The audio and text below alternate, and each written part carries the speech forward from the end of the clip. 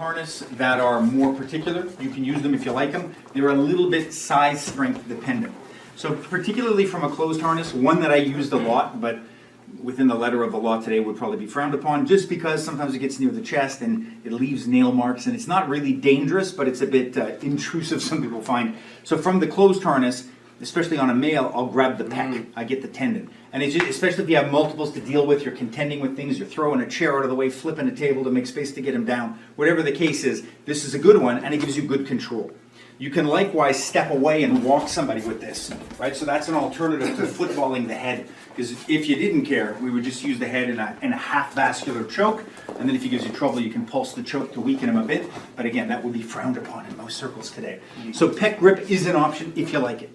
Another option that feeds from the hammerlock, but particularly from the pec grip, is what we call a straitjacket, where I jam the arm over and I neutralize it and I keep my figure four like that.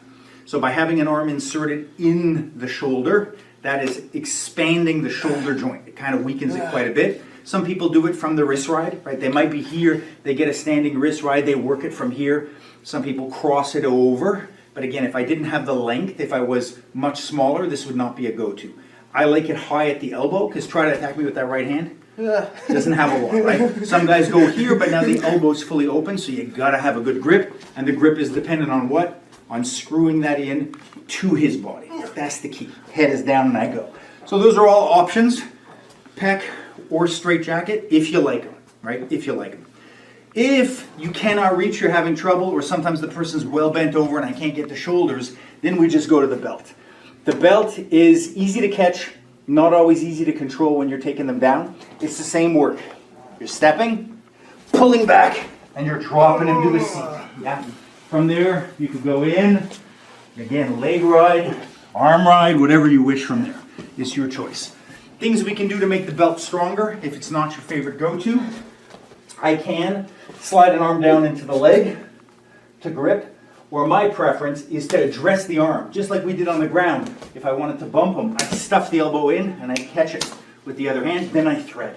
So I rarely try to move your arm around. I don't try to catch his wrist, he'll get me, yeah? Even if he caught my wrist, if I have an arm free, I'll pull it out, push, and then just snake. That's the easiest way. Rather than fighting to free my arm, I would rather free this one. And if this one's stuck, fist goes into his body, I can open her here. I lever open his elbow with mine, and I pull my hand out. The other one, however, is hard to escape. If I stuff and twist, now I can get it. Or I can stuff over all the way to here if I wanted and do a belt from here. Just be careful, control him going down. And it's all the same work on the ground.